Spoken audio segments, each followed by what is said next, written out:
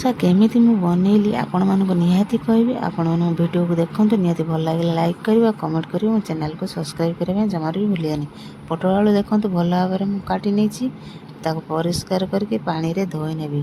तापर ता गोटे पात्र को छांकी की रखी देबी।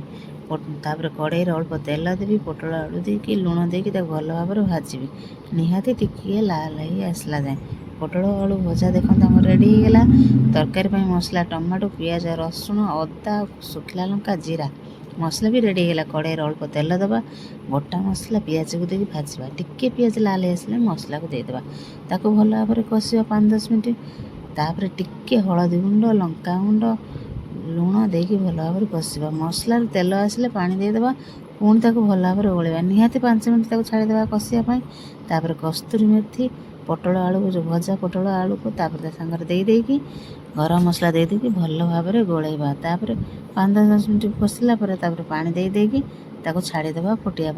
देखो तरकारी आमर फुटिला। एबे देखो तरकारी आमर बहुत सुंदर देखा बढ़िया भी वासना दूची। तरकारी आमर रेडी हो गला। सांगर धनिया पत्र देकी आम निहाती खाइबा रुटी रे भी खाई परिया पखाड़ भी खाई परिया।